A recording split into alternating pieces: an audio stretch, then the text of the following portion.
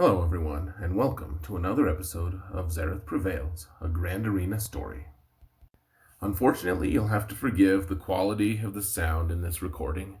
I'm literally recording in a closet, and I'm only using my cell phone, not my fancy new mic that I ordered from Amazon a little bit ago during Prime Day. We're finally into the next round of Grand Arena Championships, which is really exciting because this is farther than we've ever gone in a Grand Arena before, and we get to see our second group of 8 people we have to face. Unfortunately for me, I ended up drawing one of the fastest, strongest rosters in the entire set of 8. Looking at this stat sheet, I'm really not sure what we're looking at in terms of banners, ranks, divisions, rounds, but if we look at this stat sheet, you can see they have 30 more Gear 12 pieces and more Gear 11 pieces as well. Of course, what I meant by pieces are fully geared Gear 12 characters. This goes hand in hand with the fact that my opponent has more Zetas than I do and faster mods across the board. This roster was better than mine in almost every way. In fact, I say almost, but I really don't see where there's any kind of advantage that I have. Still, it doesn't do to just sit around and whine, so I decided to give it my best shot. My opponent was going to give me a lot of trouble in this episode, as you'll see. My opponent had put a lot of pretty standard teams in the first row. Darth Revan, Qi'ra, Old Republic, and Night Sisters were all going to be a little bit challenging, but nothing very hard. First, I needed to do the obvious matchup, which was my Darth Revan versus theirs. This was obviously a really important match. If I wasn't able to beat their Darth Revan on their first try, it was going to be really hard for me to come back and win this one. Luckily for me, my Darth Revan was 1 point of speed faster than theirs, and they put Sith Marauder as the 5th member instead of Sith Trooper, which meant that I was going to be able to go first and put fear on all of their units. Still, a match against Darth Revan is never really anything to underestimate. It can really go wrong really fast, and my opponent's roster was really good. His mods were really strong, and as you can see, my Darth Revan got taken out right away. In fact, things were looking relatively scary at this point, with only 3 characters of mine remaining. But, as you'll see, I was able to claw my way out slowly. You always want to take the Darth Revan versus Darth Revan matchup first, because if you fail your attack, you can always use the 2 Kylos to take out Malak if he's the only one remaining. That's certainly not ideal, and you don't want to necessarily plan on using the Kylos in that role, but if you can't take out the Darth Revan at the very start, you're probably not going to be able to win the match at all. I'm going to emphasize banners a little bit less in this episode, not because they're not important, but because in this particular match, my opponent had already attacked and failed 4 different attacks, and had actually even left my Rex Wampa team alive at that point. If I was able to win all of my attacks on the first try, I would win this one running away, and there was no question, and therefore I was a little looser on my banner count than usual. I decided to go with Padme again against this Night Sisters team because it had succeeded so well in my last match. One thing I really like about this Padme team is the fact that Ahsoka makes assists on almost every attack, and she's able to dispel zombies' taunt as quickly as it comes, usually. That leaves the rest of the team open to attack, and you're able to destroy old Dooku relatively quickly. At least that's the plan. You want to get rid of old Dooku as quickly as possible, because she can really start messing with your team if you leave her around too long. Not only can she stun, well, she can't really stun against your Padme team, but against generalized teams, she certainly does stun. She can stun, but she can also revive the rest of her team. And if she has the Zeta, she becomes almost impossible to kill once you've destroyed zombie multiple times, because she's gaining a percentage of health maximum every single time you kill one of her teammates. After you take out Dooku, you want to take out Talzin because she can also revive. And after that, It's your call between Asajj and Spirit. I know that other people do things a little bit differently, but that's always been my method, and really, it's never failed me. For how much I love Night Sisters teams, I really haven't lost to them very often. The back zone was a little bit of a welcome surprise. Troopers are not really that strong on defense, and Zeta Maul hasn't been strong for a long time. Still, I needed to be wary of what was in my opponent's back zone. I assumed that it would have a General Grievous squad and something else back there, but I really wasn't sure what. I needed to make sure to save my Darth Traya team as well as Jedi Revan. I'm oftentimes a little bit skeptical of this matchup. Not the First Order doesn't have play into Old Republic, which they do. The problem is, usually, the First Order officer is so easy to damage and take out that if my opponent is able to get a good bead on him, he is removed, and then the match descends into anarchy because he's kind of the motor of the team, or at least one of the motors. One thing I really do like about First Order against this squad is that a lot of times First Order Stormtrooper is able to dispel against Zaalbar there. You can see that Zaalbar did his passive taunt, and then First Order Stormtrooper was able to clear it and actually did it on a counter. The other thing I like, as you may have just noticed, is that First Order Officer is able to cleanse, which means that the 15 plus dots that were hanging out on First Order Stormtrooper were taken out relatively quickly. They didn't even do any damage, which really is a death knell for this Old Republic team. They rely on dots to stick around on teams, which is why the team itself is kind of slowly becoming extinct. If their opponent has cleanse, which most good teams does have some sort of cleanse, and your opponent has dispel, the Old Republic really struggles. There isn't really a team that they're really rock solid against, unless you want to count some kind of oddball Bastila squad that you never see anymore, because everyone, at this bracket at least, already has Jedi Revan. At any rate, you can use First Order Stormtrooper and KRU's stun and First Order Executioner's special to dispel Zaalbar's taunt, which makes this a pretty fantastic matchup overall, despite the fact that my opponent had some pretty strong mods and had a really good team here. I really don't know what they were thinking with the Shore Trooper, but I don't think he's actually worse than Juhani. Juhani really doesn't do much for the team, despite the fact that she's Old Republic. Next, I really had to take out this Qi'ra team. I had really considered taking something like First Order against them as well, just because First Order tends to match up well against almost any team. You can see Enfy's Nest had ridiculous amounts of speed along with a full tenacity set. She was going to be really hard to move and do damage to. She was also going to be really tricky to do any kind of debuffs to because of her high tenacity. In the end, I decided to use Jedi Rey instead of any other of my squads, just because I've had a lot of success against Qi'ra teams in the past using Jedi Rey, and she's able to take out Nest relatively simply. One thing I'm really not accustomed to in this match is losing BB-8 so quickly. He was taken out relatively easily, and honestly, that was really going to frustrate my plans quite a bit. This team is really tough, and he's really the only source of tenacity down, which was going to be how I planned on debuffing Nest if I came to it. Perhaps it was a foolish move on my end, trying to put the stealth on everyone else and leaving him as the target, but that's generally what I do in most of my matchups, and it really pays off just because he has both foresight, which means most of my opponents are going to miss against him, and he has counterattack, which means even if they do connect, he not only counterattacks, but calls someone else to counterattack with them.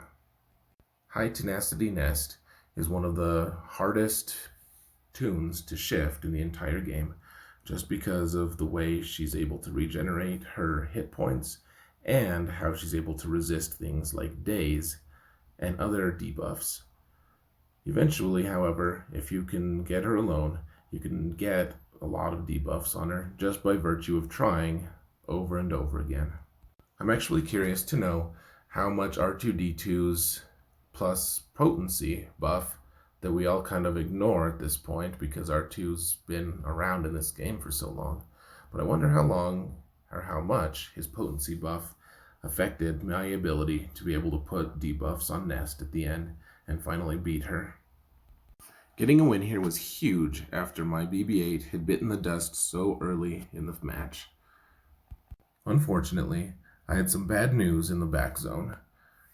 A multi-Gear 13 General Grievous squad was going to be really tough to shift, and a really fast Jango Fett team with a Fett at over 312 speed and Bossk at 290 before the plus 30 is applied for the Jango lead was going to be really hard for any of my remaining teams aside from Traya and Revan to be able to shift. Grievous was going to be a really tough one to beat. I really don't like having to face a Gear 13 General Grievous as well as a full Darth Revan squad. Having to rely on inferior squads to beat the General Grievous squad is always going to end up being a tricky spot. I really wasn't sure what to expect with this General Grievous squad. It was Gear 13, which meant that General Grievous was going to hit like a truck, even compared to the Gear 12 version. The Gear 13 version is extremely strong. I've struggled with the Gear 12 version enough in the past to know that Gear 13 was probably not going to mean a win for the Traya squad. My goal instead was to either be able to annihilate Grievous or to be able to take out all 4 of his supporting cast with my team. I took Shore Trooper in a vain effort to be able to give my team some more crit avoidance so that General Grievous would do a little bit less damage. The fact that I lost Grand Admiral Thrawn so early in the match was really disheartening. He was going to be able to stop Magna Guard from being able to taunt, and therefore, when I was able to annihilate, I was going to be able to hit Grievous instead of Magna Guard. Instead, it looked like maybe my Traya wouldn't even be able to beat any of these guys. Now Nihilus, you can see I tried to target Grievous a few times through the taunt. Nihilus decided to settle for Magna Guard.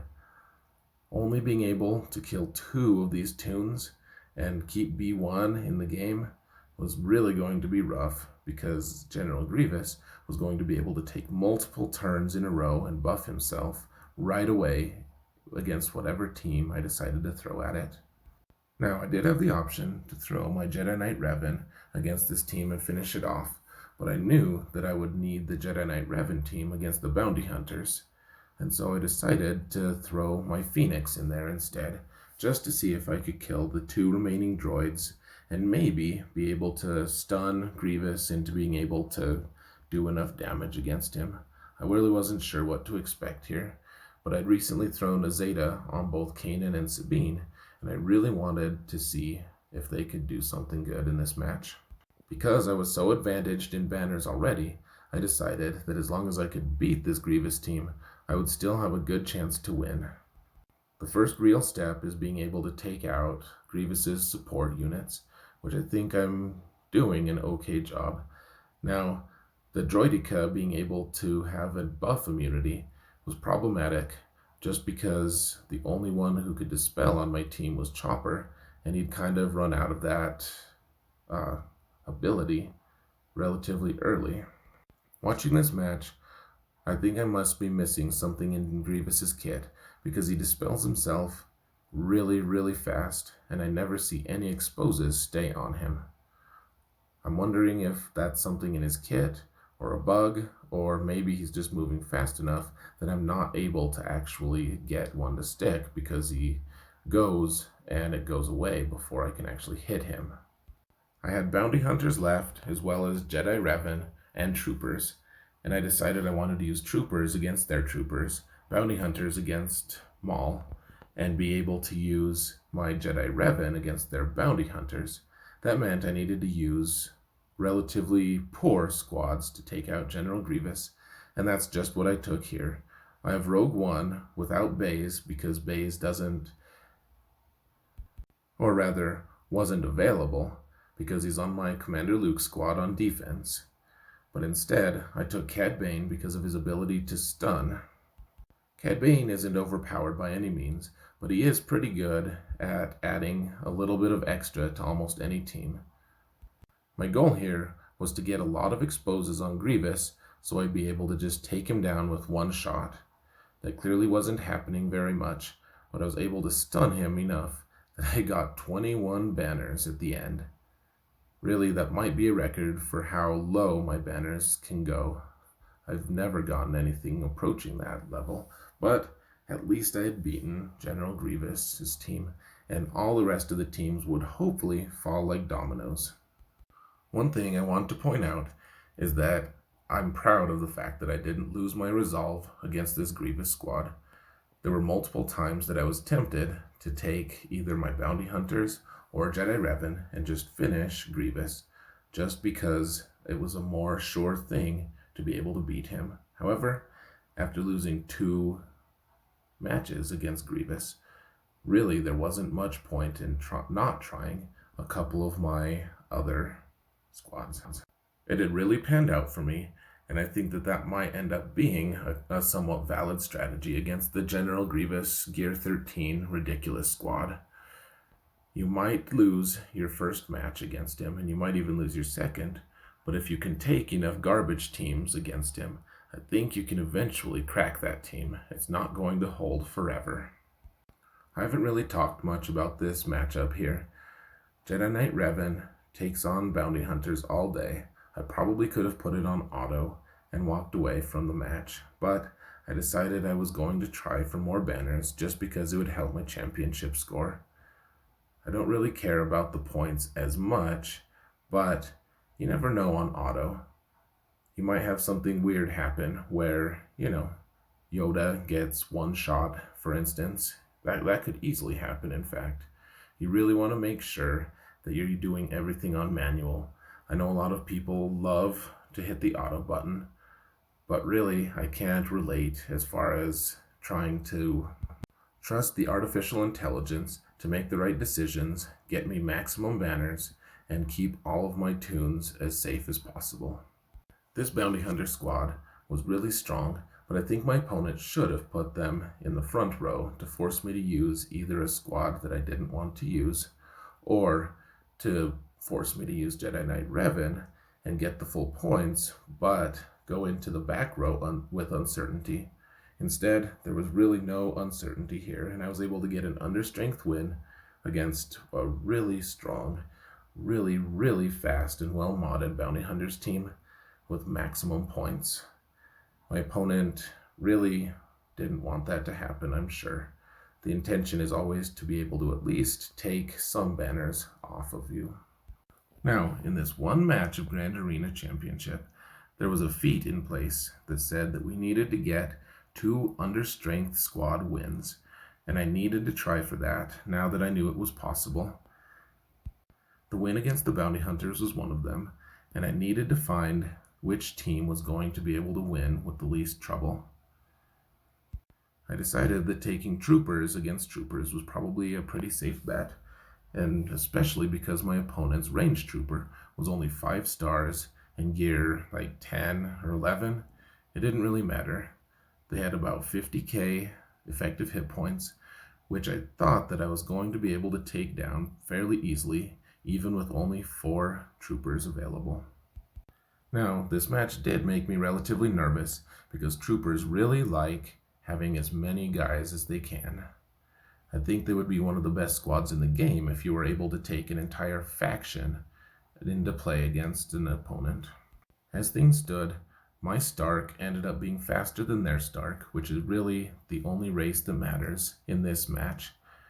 My Starck was able to give buffs to the rest of the units, which in turn gave them turn meter, which let them go and shoot the first unit off the table, and after that, it was all over. This couples with the fact that even if my opponent's Starck was faster than mine, he would use his AoE instead of his buff, which would not give his team turn meter. It seems pretty ridiculous, but there it is. 60 banners and an understrength win for almost no effort on my part at all. Now, there was a little bit of uncertainty in my last match. Dooku had been reworked just recently, and their Sith Assassin and all of these other guys were pretty quick. But my bounty hunters had always done me well, and I had one fun interaction that I really wanted to test, and I hadn't ever really gotten an opportunity to try it. You'll note that Dengar has stealth now, which means that when he has stealth, no opponent can gain stealth. One of the key pieces of this Maul team is, despite the fact that everyone complains about the dodge, which is annoying, it also is really strong because every time one of the Sith members gets crit, they go into stealth, which means you can't really focus any of them down. You have to spread the damage, allowing them in turn to take a long time to finish you off one by one while you're distributing all the damage. These Sith continuously tried to stealth here, and Dengar continuously shut them down with an emphatic nah. Another really fun interaction that you don't really get to see very often anymore is the fact that Jango had the ability to set these Sith on fire.